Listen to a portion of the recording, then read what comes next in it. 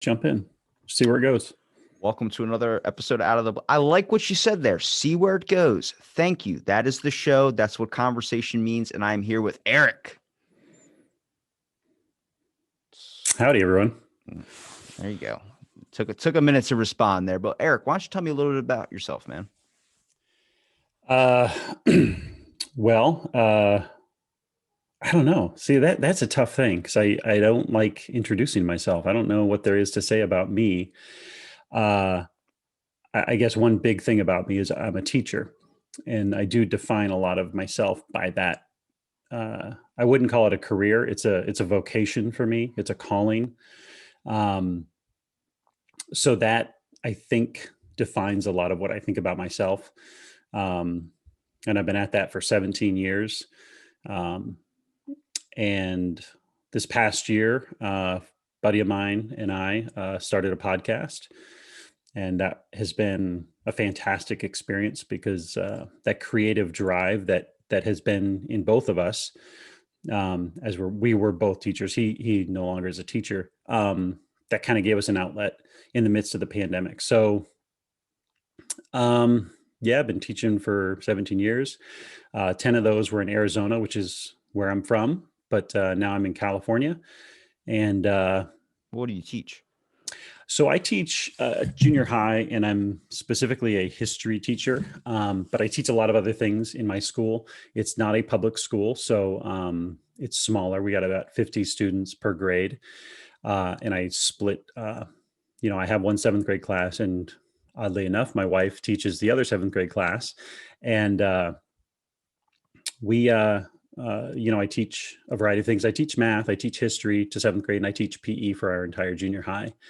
I also teach Christian studies, as it's not a private school because we don't exclude anyone, but it is a parochial Christian school. So, I teach all those things, and I have a blast. I really like what you said about one of the things you're proud of is being a teacher, because like when I was a kid in school, I took it really for granted.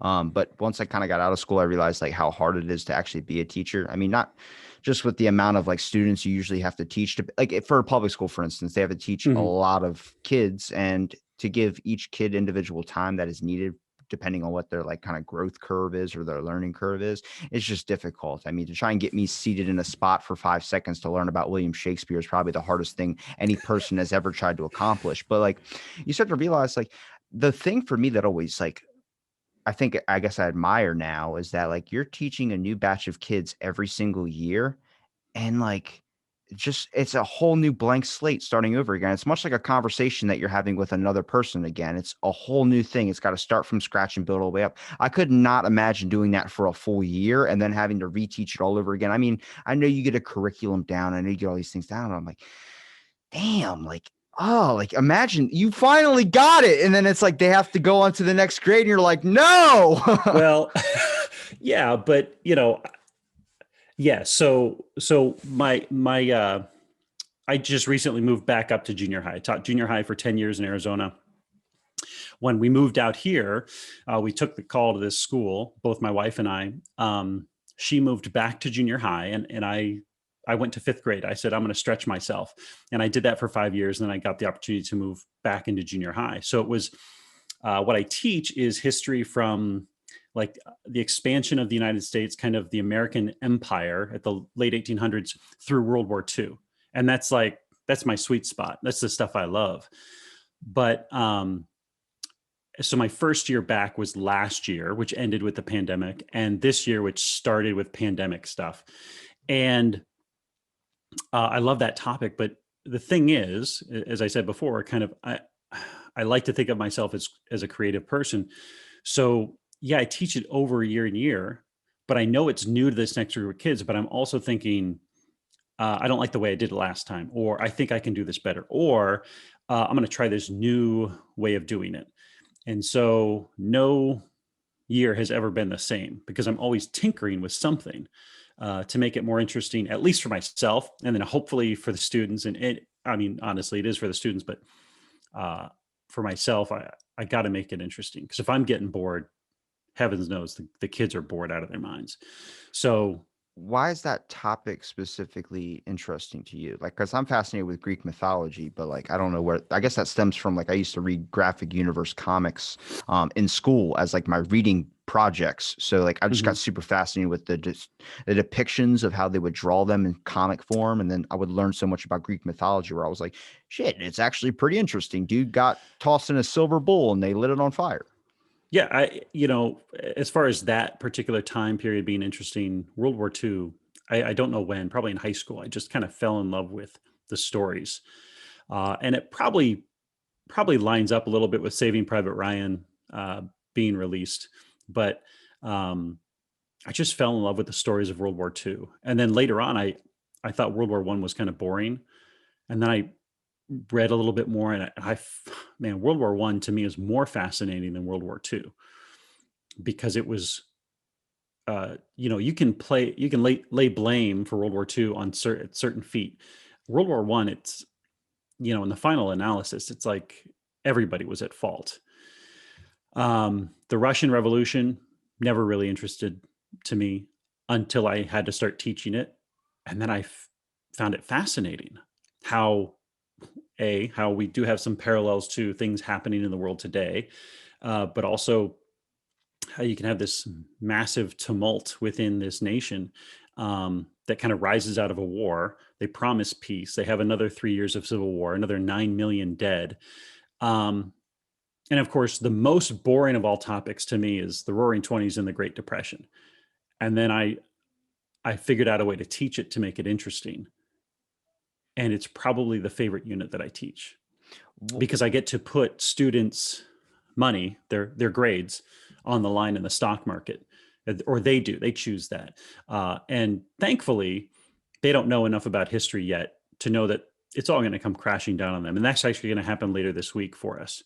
Uh, so that'll be fun to watch as they all panic and worry about their grades and what's not fair. And then I get to teach them, listen, uh, none of this is fair. So what are you going to do next? What's your next choice?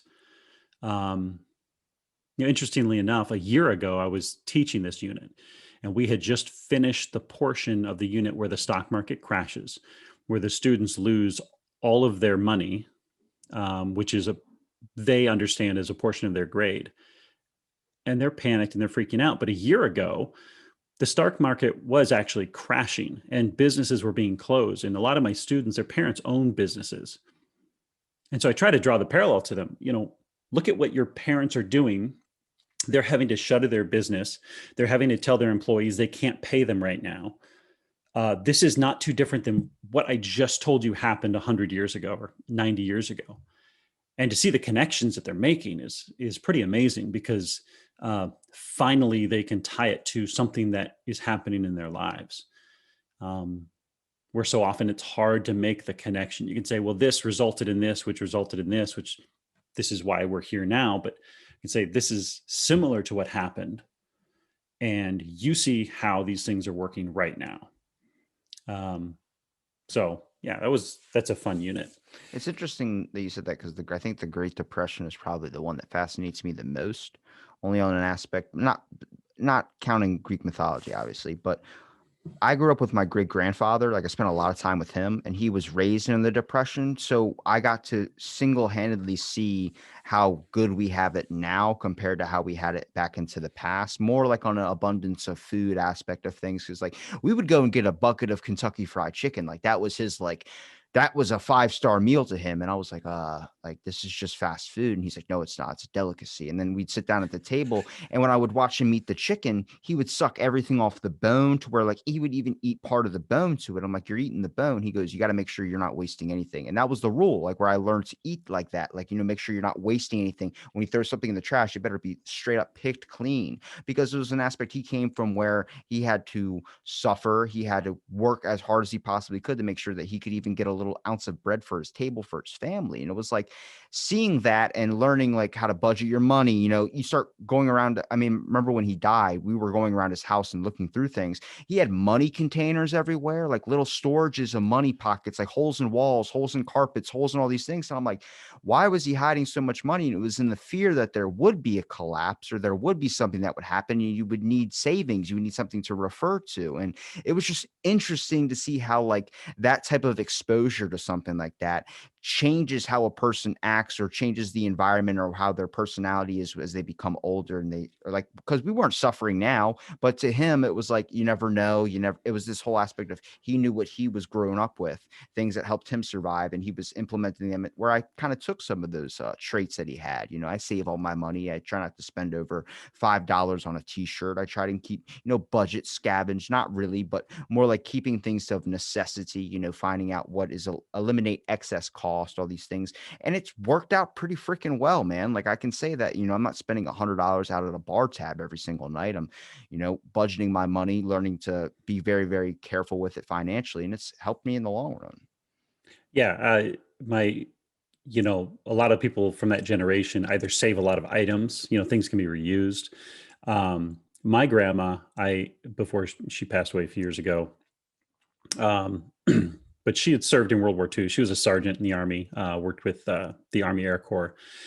And I remember in high school, I interviewed her and I asked her about growing up. She grew up during the 20s and during the Depression. I said, what was the Depression like? And she was a woman of few words. She said, well, it was depressing. I said, thanks, Grandma. I need a little bit more detail than it was depressing. It's 1,000 words I got to write here. Yeah. But, it's interesting because, the Great Depression, we have Black Tuesday, right? We have the stock market crash, but that didn't affect most people. What affected most people was a couple years later when the banks, since they, we didn't have a fiat currency at that point. So, your money, and so banks also didn't have all this money in digits, right? It wasn't computerized. So the cash that was in the bank was all that they had. And so when there was a run on the banks, when people said, I need to get my money out now, and then you go to your bank and they don't have any money, and then the bank is not just closed the next day, but closed, like out of business. We have no money. So your savings account disappeared, right? You see the FDIC sign on the banks now. You're insured up to $250,000 per account. So yeah, like not my dad's parents, but his uncle, they had no kids. He was a banker. When they passed away, they found money rolled up in the legs of the table. And he was a young man in the 20s. In fact, he was too old, a young man in the 30s. He was too old, in fact, to go serve in World War II, or older than most. So during the Depression, he experienced losing money in the banks and just said, yeah, we're going to put it in books. We're going to put it in the legs of the table. We're going to put money in the walls. And yeah, psychologically, how the 30s affected that generation.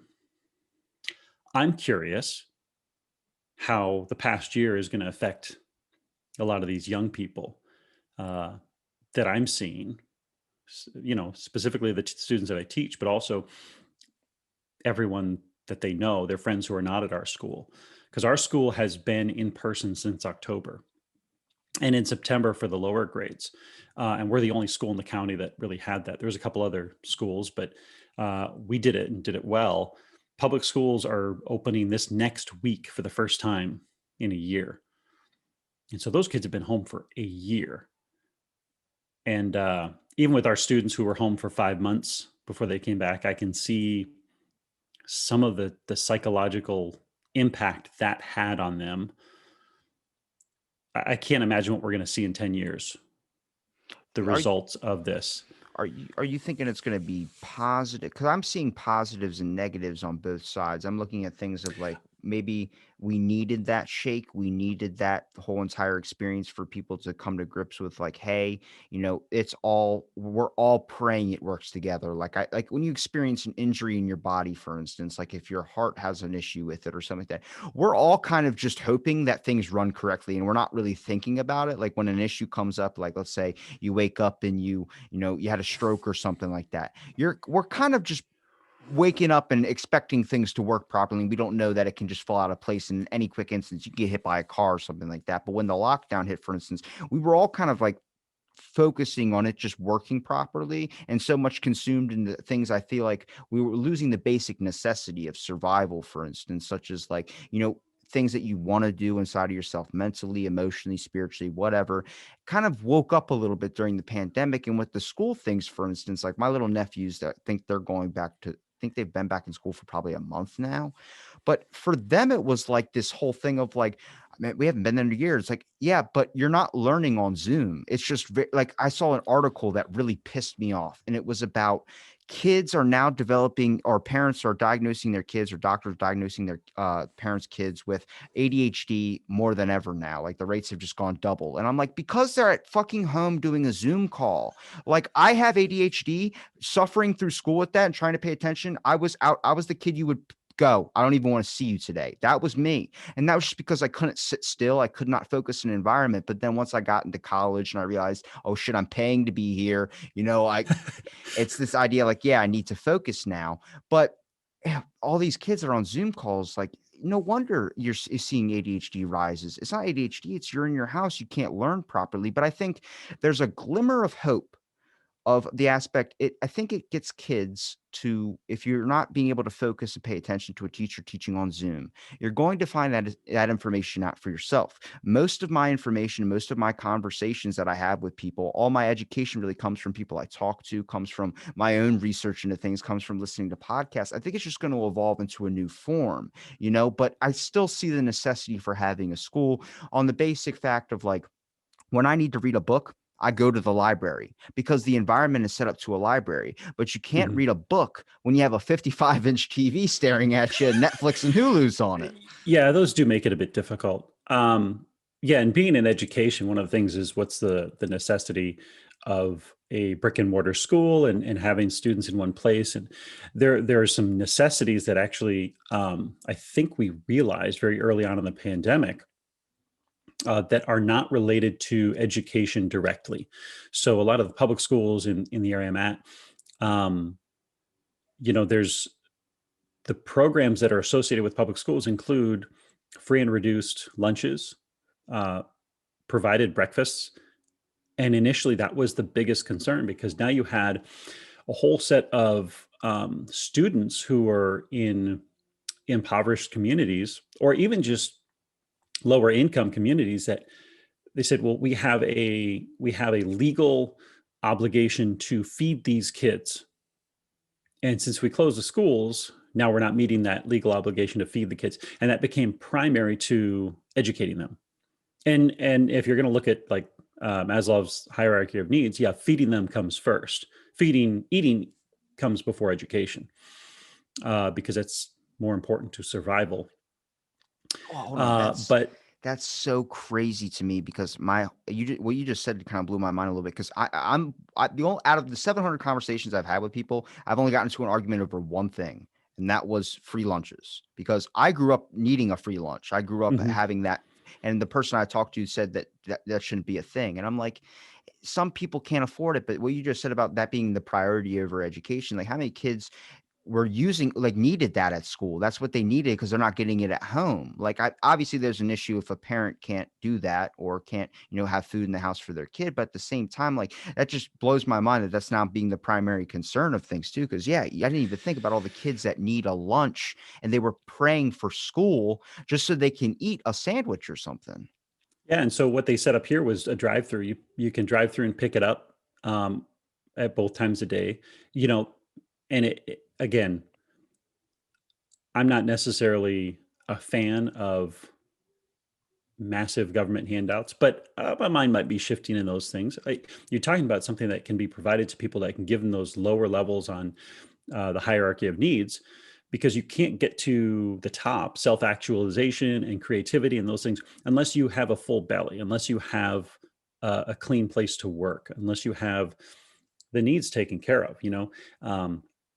If you're waking up and you're hungry and mom had to go to work early because that's when her shift starts, and you're going to get on the school bus and go to school and not eat, or you don't know how to feed yourself because you're maybe 7 or 8 or heck, even 13. I know plenty of college kids who don't know how to feed themselves properly. I may have been one of them at one point, but it's about, taking care of those lower level of needs on that hierarchy so that you can get to the higher levels.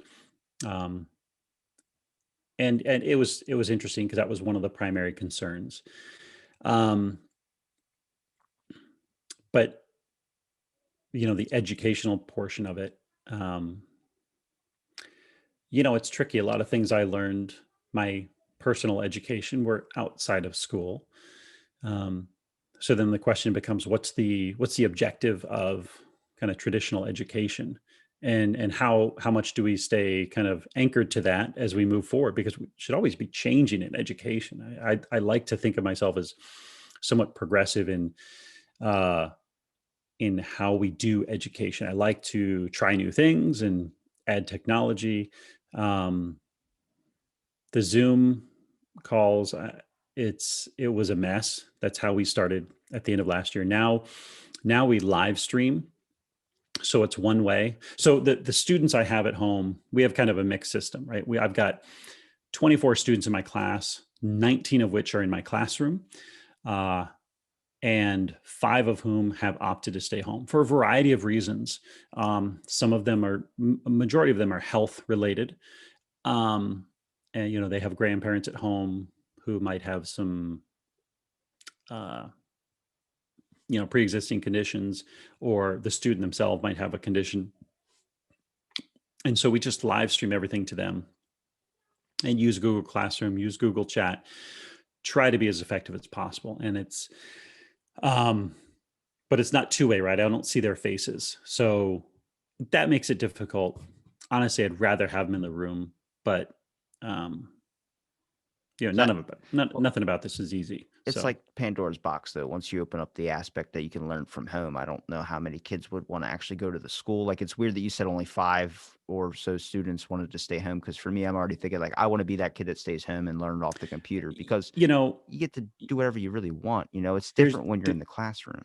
there's a couple kids who, again, I don't want to get into too many details about my specific situation, but from the students I've seen, when they got to come back on campus, that was a very exciting day for them because they hadn't maybe seen their friends in any type of environment for months. Um, the ones who've stayed home, and again, it's in many of these cases, it's the parents' decision to keep them home. The kid is itching to get back because a lot of these kids don't like it either. Now, to be fair, many of the students that I have are pretty high achieving students.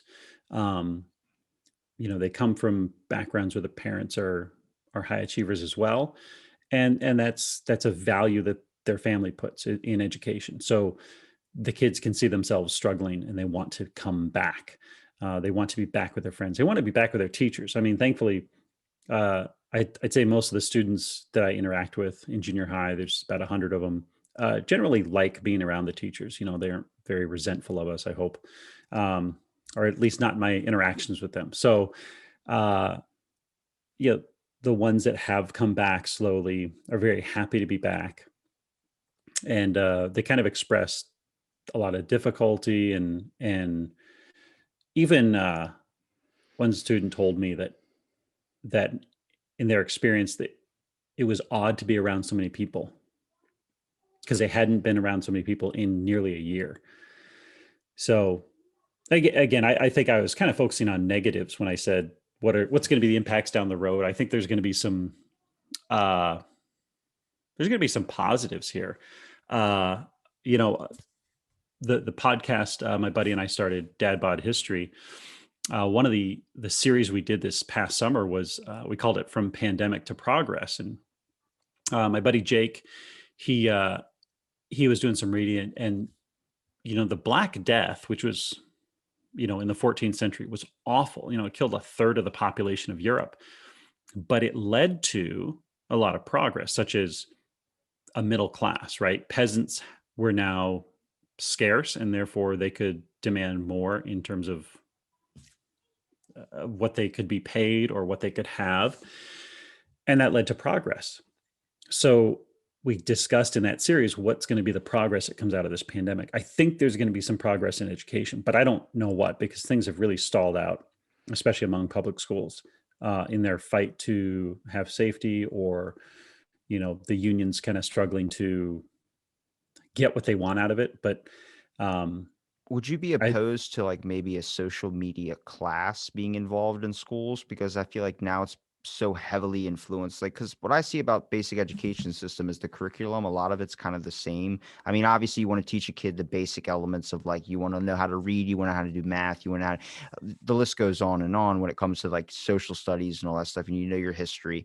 But at the same time, I think there should be like a class for like social media or something newer Yeah. that we're dealing with. Because I mean, obviously, you tell a kid, hey, you got to take a social media class, they're going to roll their freaking eyes at you. Like, what do you know Like, more than me? I could teach the class. Yeah. Right? These kids could probably teach the class. And that might be okay. But, part of it is also kind of how do you use it, one, but how do you use it appropriately and properly? And what are the ethics behind it? How do you go about teaching that? I think we have an entrepreneurship program at our school that starts in junior high, that I think will grow into something more positive. But education's tricky, because the question oftentimes is what do we want to teach? And we can teach things to the I guess the careers that'll be available, right? We can teach students into trades. We can teach students into what's coming up next. But I'm a big proponent of E.D. Hirsch's work. He created a curriculum and a program called Core Knowledge. Don't confuse it with Common Core, but Core Knowledge is a curriculum that's really about what he calls cultural literacy, right? Here are the things that you need to know if you're going to have a conversation in this country. You need to know this series of things: science, history, literature, poetry, art, music, math. And if you know these things when you graduate 8th grade, you will be able to have a conversation with another American. If you've ever seen the books, What Your 5th Grader Needs to Know, those are from the Core Knowledge Foundation. You could probably get away with not teaching poetry as much. I don't know a lot of people that do a lot of poetry talking, but no, maybe not. But if, so this happened a few weeks ago, right? Ted Cruz. Oh my gosh. So I don't want to jump into politics. Maybe we could jump into politics a bit more. Ted Cruz had said something on Twitter about the sound and the fury, and he quoted Shakespeare, and somebody kind of clapped back at him and said that was see, this is where we need it, right? You're misquoting it to somebody else, right? More recently, whoever wrote The Sound and the Fury, and then somebody corrected them and said, actually, no, that author used that term, The Sound and the Fury, and titled their book that because it was based on William Shakespeare's earlier work, right? There's a phrase at the end of some monologue that's, all the sound and the fury. And so it's like, well,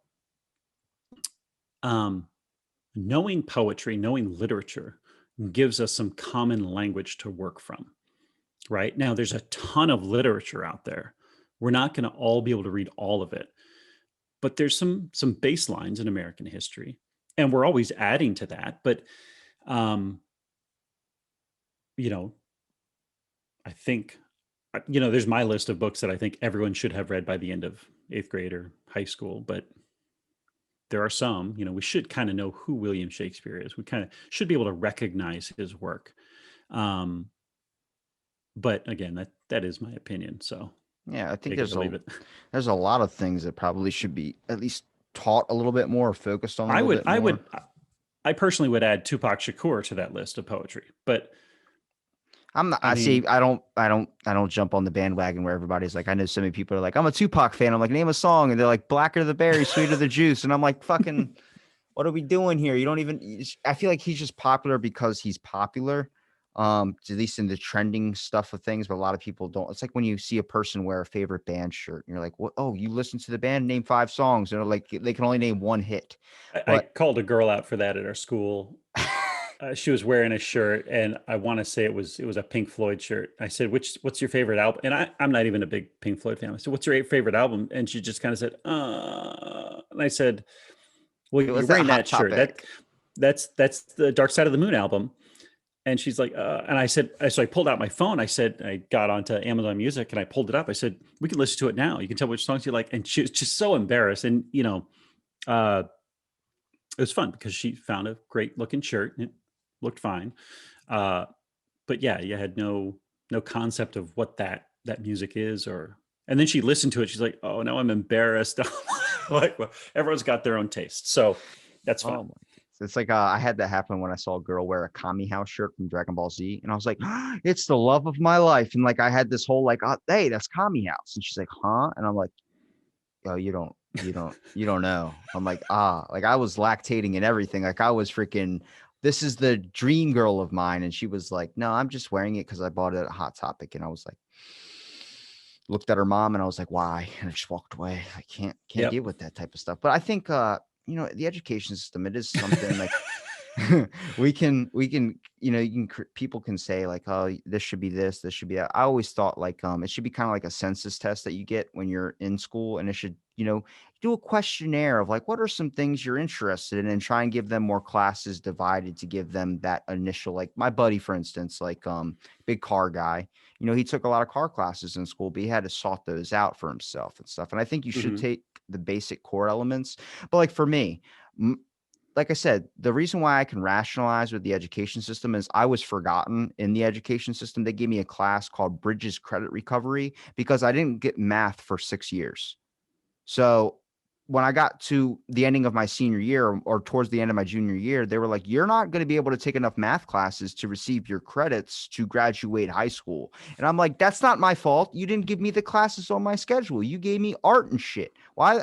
I don't even like art. I play paper football the whole time. Like I want to read. I want to do that type of stuff. And they're like, well, we're going to put you in this class called Bridges Credit Recovery, and you're going to be able to get your credits and, pass high school. I'm like, all right, so I have to sit and it was ISS basically. It was all the bad kids were in there. I was the only one in there. I had 2 teachers. They were both, one was the baseball coach, one was the basketball coach. But I just came in, they're like, as long as you show up, you get an A. And I'm like, so I'm not doing any math. They're like, no, like you can sit on your phone. You're the only one in this class that isn't in here because they were doing something bad. And I was like, for real? Every other kid got, like, one kid got in trouble for smoking in the bathroom or whatever. Another kid got in trouble for slashing some kid's tires. And I'm just sitting in there on my phone, I was building a fish pond at the time. So I was just Googling fish of what I could put in my pond. And the Well, teacher that's was like, educational. I mean, you learned something. So exactly. I did find out information somewhere, but it just shows like it's not me saying the education system is flawed, but it's saying there's a lot of things because I think it's a combination of reasons. Like you were saying before about World War I wasn't just one person at fault; it was multiple faults. I think it's an aspiration of like the education system. It's handling a lot usually when it comes to students, and this is what I think a benefit of the Zoom thing is. Now that we're going back to being in person, if you need to social distance, that means teachers are going to need less kids in their class. And if they have less kids in their class, that means more individual time for the kids to learn. And I see that as a benefit maybe moving forward into the future. It's going to put a strain on the how many kids need to be taught. But if you look at like the aspect of things, like, man, one teacher with 30 or 40 students, at least in my class when I was growing up, that's a no-no. And just in my mind now, because I could easily back then sit in the back of class and have my head down, and that teacher would never call on me once, as long as I didn't make eye contact or as long as I didn't do anything of that sort. How many kids are just getting through with, and I'm not trying to any of those kids listening out there, if they're fucking sitting in back like, hey man, you're busting my groove. It's like, I get it. I wish my classes didn't have computers in front of me because I was watching MovieTube and I was playing Max Games, but at the same time, it's getting by. I don't think is a thing that should be a thing anymore. I've done it for too long where it was like just getting by. It's like you should be trying to absorb as much as you possibly can. Because now I look back on it, and much like people told me back in the past was like, hey, you're really going to miss that free education. Yeah, I really do. Because even though some of it, I didn't really soak in, there was a lot of it that I did, when it came to trying to find out what I was interested in, looking through, learning the fucking Dewey Decimal System and not ever needing to know it at all. Like I don't ever use it in my everyday life, but it's still finding categories of fiction, nonfiction, finding things of my interest, learning about historical events through reading books, learning about like just stuff like that. Even that little spark causes a person to want to find interest that later in life. I ended up doing another podcast after like a month after this one was created called Fill in the Blank. And we would talk about specific topics I would ask my friends. But I came across this wide variety of topics that my friends were interested in. Like my one buddy's like, I'm like 19th century Victorian surgery. And I'm like, fucking, you can pick anything in the world and you pick 19th century Victorian surgery. So I Googled it and I looked up a bunch of articles, found a couple things from Dan Carlin's Hardcore History and started listening to those. And Excellent podcast. I learned so much where I was like, all right, 19th century Victorian surgery, why cornflakes were invented. And I was just going all over the map because I was understanding like this is education, this is knowledge, this is information that I'm soaking in. And if I would have saw that back then when I was a kid, if I would have had the time, somebody would have showed me that actually learning all this stuff is not necessarily a bad thing. It's not supposed to be tasking to go to school. It's supposed to be something to help get your mind off some things. It's also supposed to be something that's supposed to educate you and help form you into the future. A lot of people bring up the point, balancing a checkbook. Why did they not teach that in school? Why did they teach about social credit in school? Maybe there are some things to be adjusted, but you also have to understand is you need to know a lot of the stuff that they're teaching you, Athens, Sparta, all these types of events that have happened into our past, because a lot of the times past is the best predictor of the future as well. I mean, Right. you said the Black Plague, for instance. We experienced the plague just recently and we're still experiencing it. But the Black Plague, you look at their ideas back then, you're like, that's horrible. But it's like some of the shit like made sense if you look at the time period back in the day, like burning bodies on the aspect if you didn't want the infection to spread. Now, not wearing a mask while being by might have been a better something you can add to that. But like the plague doctors' masks. Inside of their masks, they had these smelling salts, these things that were pure that would keep their nose from getting these, what they thought was getting the virus or infection to go up their nose. There was multiple precautions that you look at them like, holy shit, you guys were pretty innovative for back then. Yeah, they just called it like miasma, right? Like bad air. They didn't have germ theory, but they said, it seems to be if I can keep myself away from that person's bad air, I'll be good. I was very tempted to get my own plague doctor mask. You could rock it. You could for school, but I wear a mask all day. I don't like wearing it. I don't like seeing students in the mask just because I get why we're doing it. I'm not, going to debate all the merits and drawbacks, but I'm sitting there looking I can't see my students' faces. I can't see their reactions. So my in-class comedy routine, I'm worried it's going flat, but I'm sure it's just, I can't see their little smirks. I never get audible laughter, right? There's just that one kid who laughs audibly at any of my jokes. I just like, hey, Jim, chill out. Like, hey, you just got an A. But now I can't see that, the one kid who I'm always trying to have trouble reaching. I don't see their little smirk. I'll see the eye roll, but I don't see the smirk that goes with it. And so, that's difficult. So the plague mask, I kind of want it, but I have other things to spend my money on. So, yeah, I think education, it's tricky because you want to try to get everyone's interest. You want to kind of harness their creativity too. So I've done a lot of work and study into things like project-based learning, which isn't doing projects. It's having a guiding question and then using that to help guide the students toward kind of again, it's not like a project like doing a poster. It's like I'm doing a project, I'm asking these questions, I'm doing the research, I'm trying to answer this big long form question over a time period and have a product at the end that I can say, this is a product of all my work. In the process of which I learned, A, B, C, that's in the curriculum, but I also learned how to do something, how to put something together, how to, go from version A to version B to version C to take my project, not just, I need to write this paper and turn it in. I need to write this thing, fix it, self-reflect on it, and try to make it better without a teacher saying, just marking it up and saying, fix it. It's, a collaborative effort. And I think project-based learning is something that we kind of need to embrace on a larger scale. But it's hard work too. Like for a teacher to manage however many students doing however many different tasks and aiming themselves at a variety of different products. That in itself is a massive undertaking, and it's mentally draining. And Plus, it gets I kind harder. of tried that. You would invest too in some students as well. There are some students out Yeah. there that probably you might spend extra time with, not on the aspect of like favoritism, but you get to learn. Like one of my teachers I had on my podcast, the only I think one of like 3 teachers I've ever had that actually took time for me. She was talking about like she invests her whole like life sometimes into these students, like figures out their home life, figures out because she teaches like not kindergarten, no, 3rd grade. So she teaches a young kind of formative years too.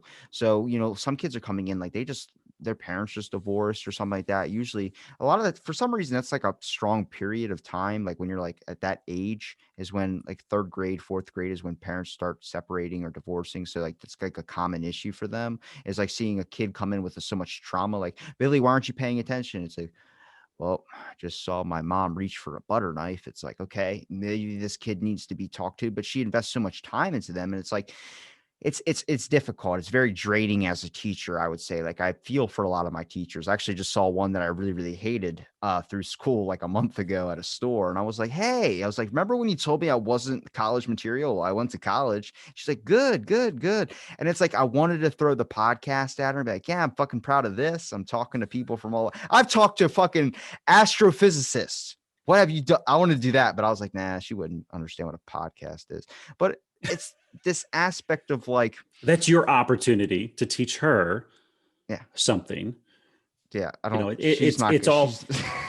Our relationship was so bad, dude. She gave me a pack of pencils, and she's like, "Robbie, you said you didn't have pencil. I gave you a pack. Where'd it go?" And I'm like, "Look up," and I look up, and they're just fucking stuck in the. I wasn't the best student, but I had to find something I was good at learning. When my teacher grabbed me from the back of class in a history class in my junior year, he was like, "Rob, dude, what's the answer to this?" I'm like, "I don't know, man. I don't know.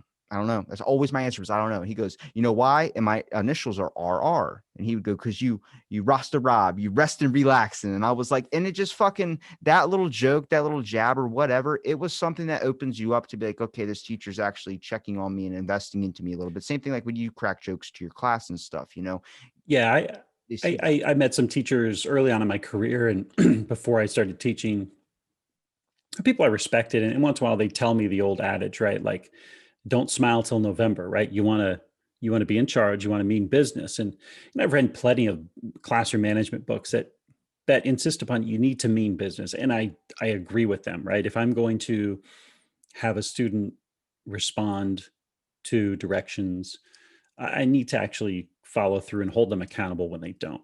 That's one thing. But I also found that, man, I enjoyed teaching. So for me not to smile for 3 months and to mean business, I couldn't do it. So what I realized, again, through talking to a lot of my former teachers and the teachers I was working with, is, everything is built, like I said earlier, that hierarchy of needs. One of those needs is positive relationships, the ability to rest on other people.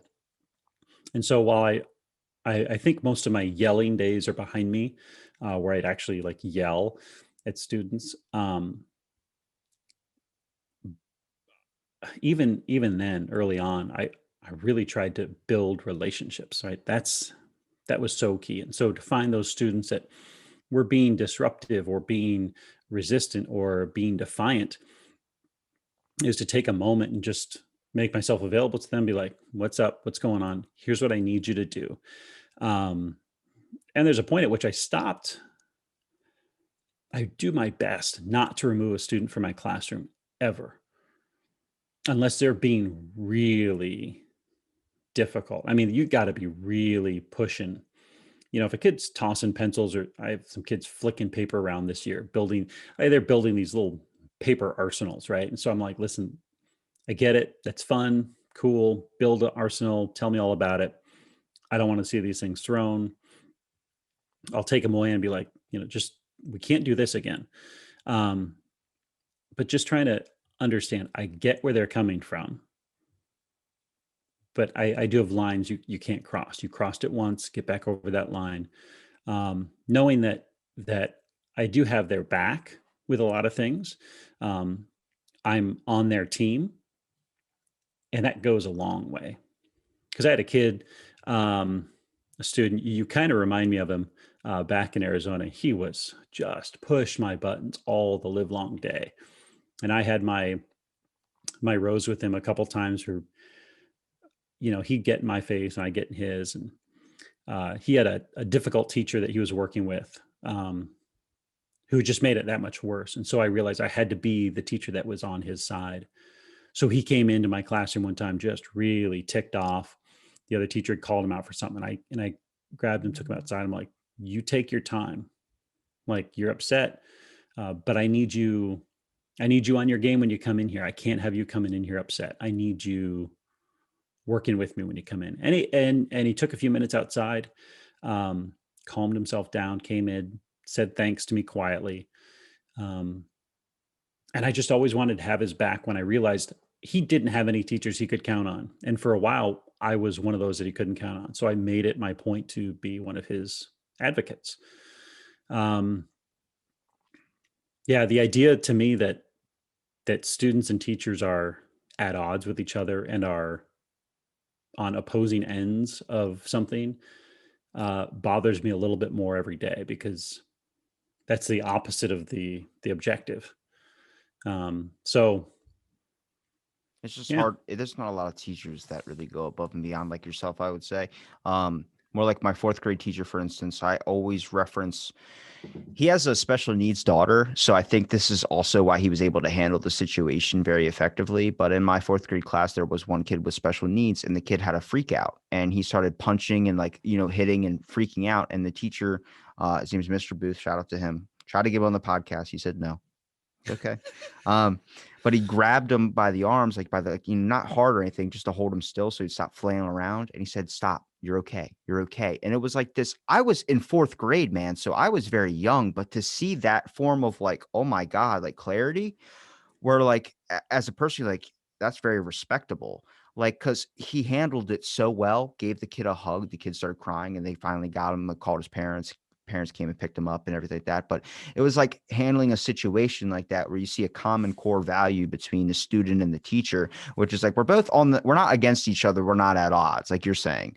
right. This one teacher that I was throwing pencils up into the ceiling with was because me and this teacher were at war on an aspect of I would just come into the class one time and she was like, get out. And I was like, I didn't even do anything. And it was just this aspect, because I'm the type of kid that's I'm not making a whole bunch of noise. I'm just not paying attention, where I'm I'm looking out the window. I'm thinking of something else. I'm trying to figure out what this is. My mind just couldn't get me into a classroom situation and stuff. But when I used to do these things, they called enrichment classes, much like credit recovery, but enrichment, I took, probably in intermediate school. So 4th, 5th, 6th grade, I had this class. Her name's we call her Miss Spaghetti, but it's Miss Franschetti.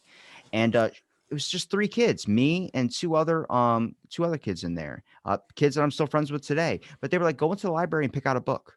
We go out there. Now, these kids were very slow readers. The only reason I was put into this group was because I would not read in general. I just didn't want to sit down. But I had a 12th grade reading level at a very young age. I could read a book. I just couldn't find anything that would have me sit down and read more than 5 pages. And without me thinking of why the hell does a ladybug have spots? I have no clue.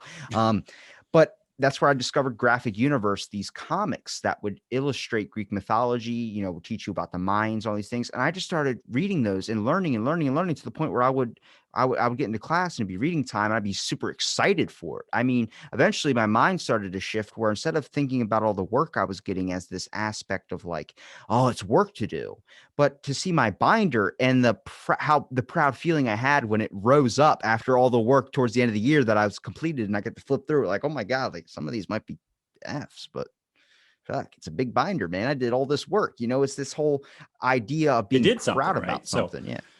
there's so I picked up a series of books. They're graphic novels by an author whose name is Nathan Hale, and he calls them Nathan Hale's Hazardous Tales. And I think he's got 10 out now, and they're graphic novels that he's illustrated and written, and they're all about historical events.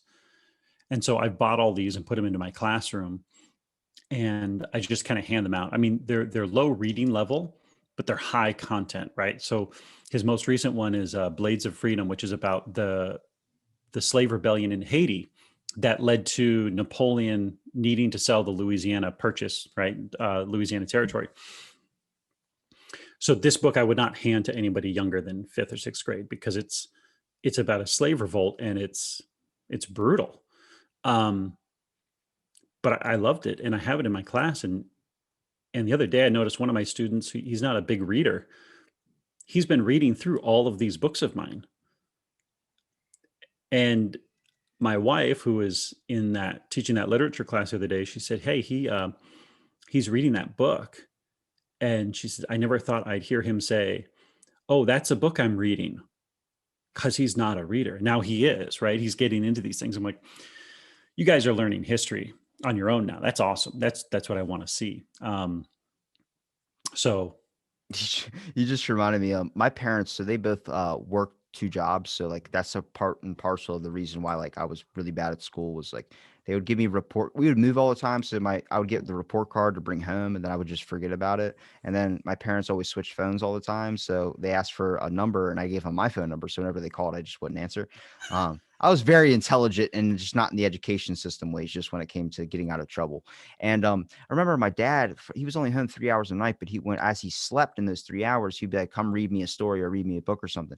I was in 4th grade, man. And it tells you the type of text that end up getting into like an intermediate school. I was reading a Mike Myers biography, like the actor that played Goldmember and all that.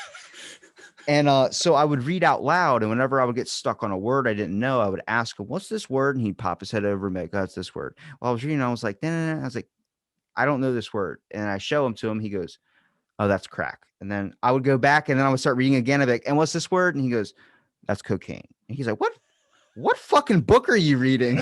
And he grabbed it and it was like, oh my God, I can't believe your school has this. And it was a biography about Mike Myers telling about his crack addiction, his coke, all these things that he went through. But I was stopping on like the major drug words. I was like, I don't know what this one is. And he's like, okay.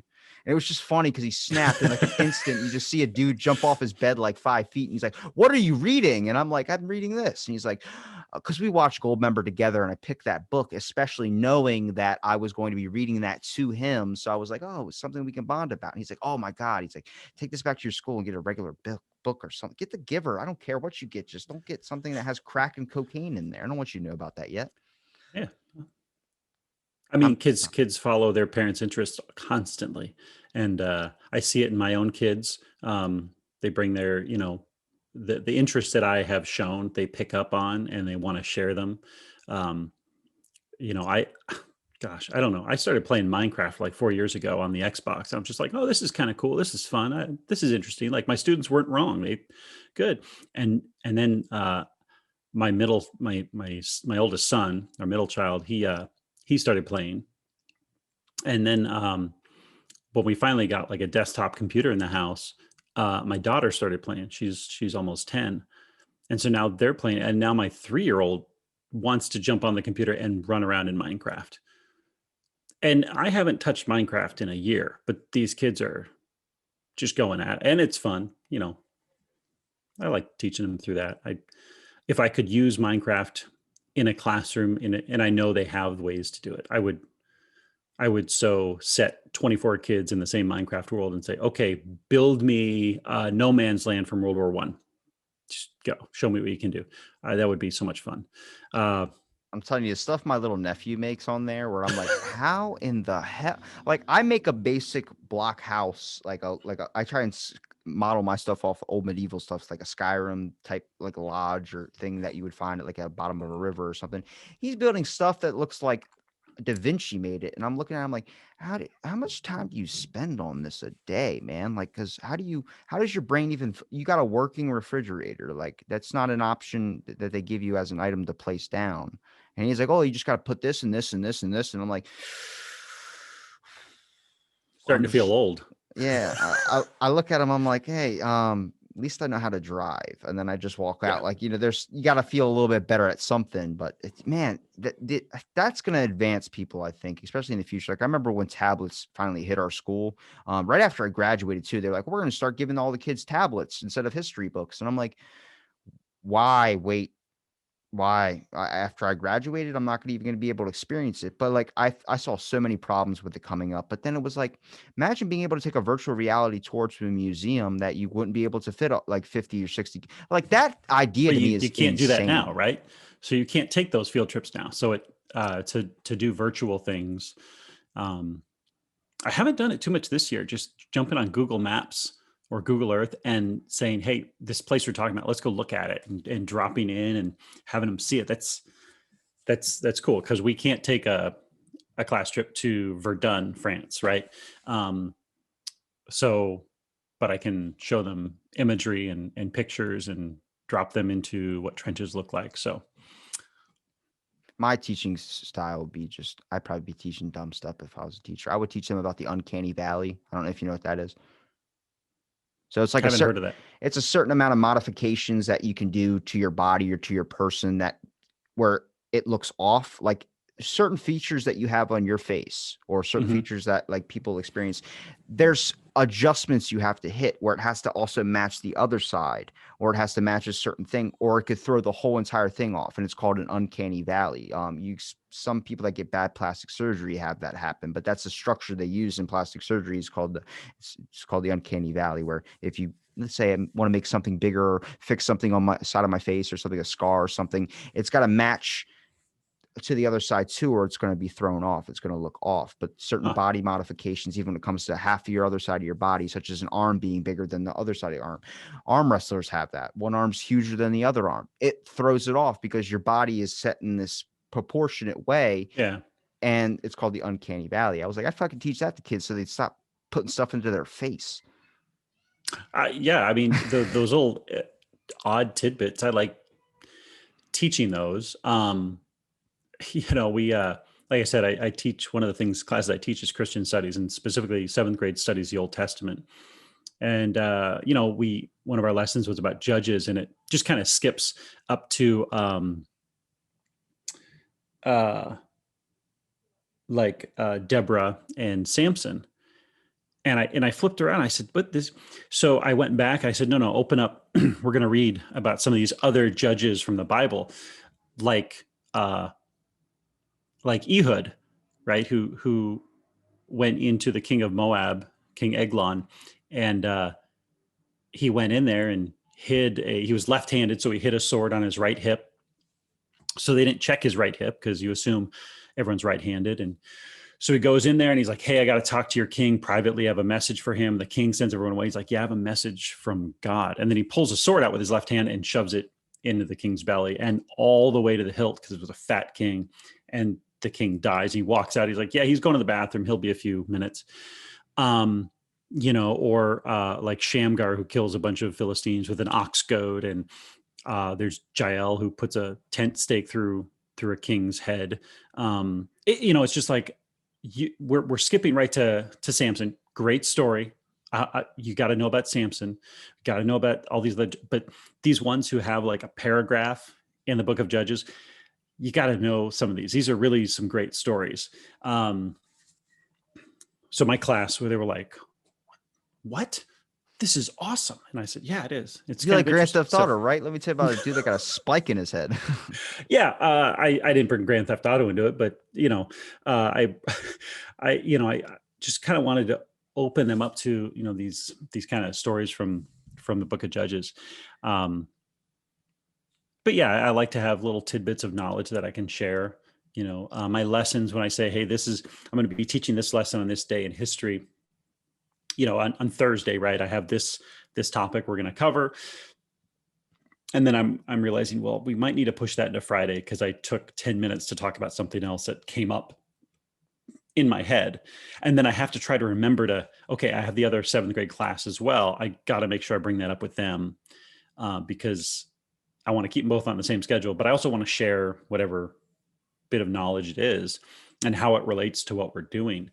When we studied the Russian Revolution, I had kids asking, kind of about communism and what that means and what it looks like. And I said, well, here's some basics, right? Here's the idea behind it. Here's what this looks like. Here's where it's been tried. Here's where maybe it has worked on a voluntary system, and the kids just start asking questions. I'm like, all right, we got to answer this. And, one kid asked me, he kind of got off topic. He's like, this $1.9 trillion, we're going to have to pay that back someday. And I said, will we?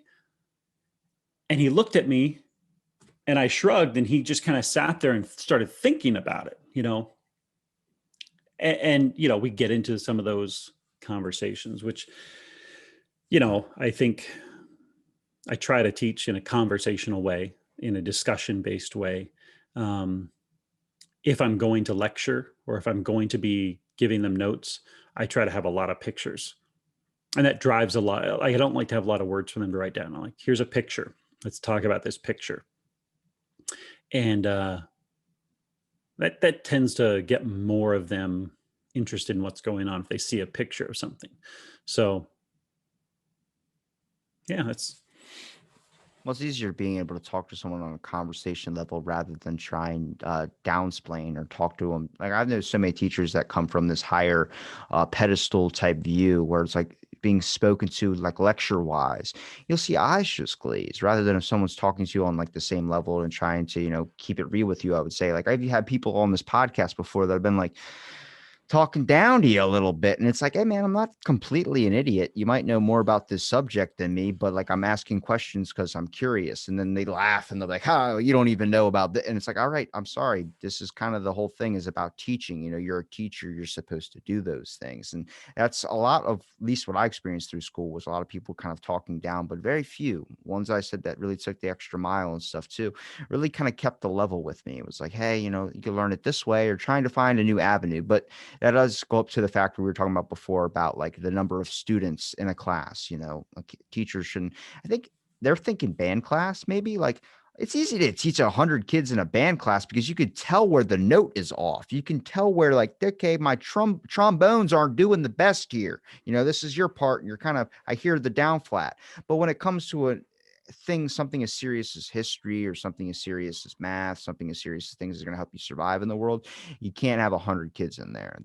That's no amount of Jenga blocks you pull out for kids to be able to build whatever and create whatever is not going to work for that. You got to make sure every kid's getting it too. And I had a teacher used to ask around the class, like, everybody getting it? And then he would see me and he'd be like, not even going to ask.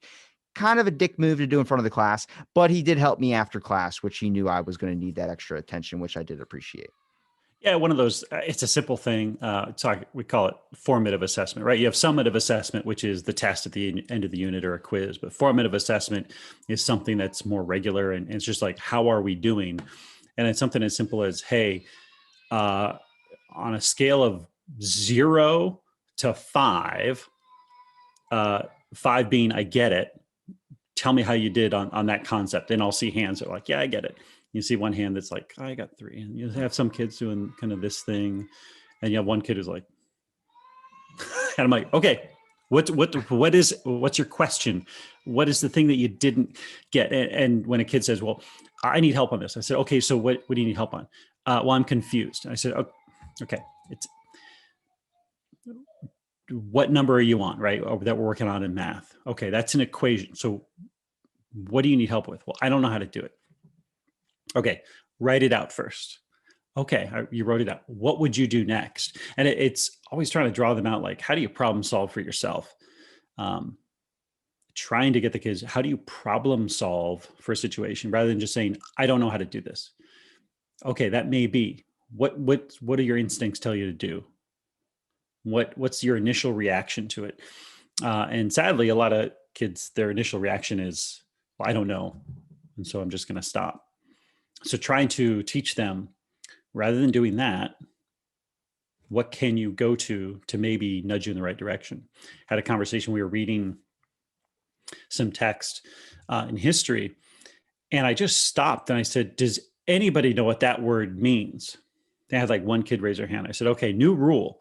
If you come across a word you don't know, you can't keep reading, because if you don't know the word, you're not going to figure it out. Stop, look that word up, highlight it. And because if you don't know a word you're reading, how are you going to understand the sentence or the paragraph? Maybe there's some context, but I am right there with you. It's my whole idea is why I don't like this censorship thing. I get why some words should be censored, but I feel like you should also know why you're not supposed to say those words. Banning it and ridding it off the map makes it to where you're not like, if somebody's come across a word, why didn't I learn this? And they learn the meaning. You need to teach why you can't say that. You need to teach those things so people know that this is why you can't do this. But banning it and saying that's a legal word, it's like you're just limiting. Like, I'm a big proprietor of trying to find words that would advance your speech. I would say, like, I don't like when kids go fleek, or I talk to my friends sometimes. I'm like, write this shit out, man. Like, just it's not that hard. You're texting, just say the actual full word. It has more impact. Some words you can find in the dictionary, even if you're just being mean to someone, or if you're arguing, they packed more of a wallop when you let them off than some other words. Like, some dudes like, oh, that's BS. And I'm like, okay, you can say BS, or that's scrutinizing. Sounds a lot better than that's BS. That's scrutinizing, being like, that's attacking me, whatever. There's other words you can find. There's other words that you can pick out that would sound 1,000 times better. But saying, banning these words and not teaching them, you should teach why they can't be said. It's more important. yeah, I have a slide that I use early on in the year during when we teach American imperialism in it. And it's from the early 1900s or late 1800s. And it's a picture that shows the white man's burden. And it's a political cartoon. It shows Uncle Sam and then some guy that represents United Kingdom. Other groups around the world, from Asia and Africa and South America. And they're caricatured in a way that's clearly, we should take offense to. Like, those are improper caricatures, because they're caricaturizing, physical aspects and features of other groups of people that make them look inferior. And so I have to explain. I said, I'm showing you this for a reason, because this is a perspective that was kind of common at this time. And we don't have this perspective today, but you need to understand that this was common. And this is how large groups of Americans and Europeans viewed the world, as if it needed to be saved by white Europeans and Americans, because they were inferior. But we know that that's not actually the case. But you guys need to understand, here's the situation we're in. When we study, we're looking at this political cartoon that clearly is incorrect in its representation of these people. But it's fascinating. I don't have a lot of students speak up at that particular slide, but it's an interesting conversation, because my students are from a wide variety of cultures and backgrounds.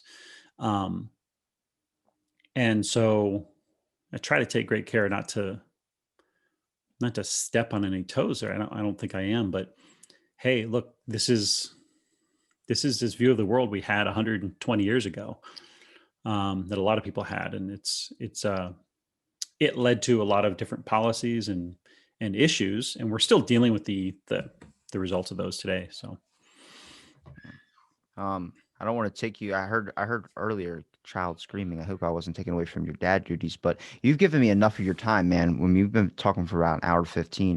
Yeah, I didn't expect to go this long. Where can people find your podcast? Where you want to promote it? We're on Twitter and Instagram and Facebook, if anyone still goes on there, and on YouTube it's Dad Bod History, at Dad Bod History at all those things. And we just kind of, some dads riffing on history. We have some other things we're doing, some short form stuff, and been at it for about a year. We're enjoying it, and yeah, check us out. make sure I link it in the description. And Eric, it's been a pleasure. And thank you Hey, for listening thanks, to Rob. this episode of Out of the Blank podcast.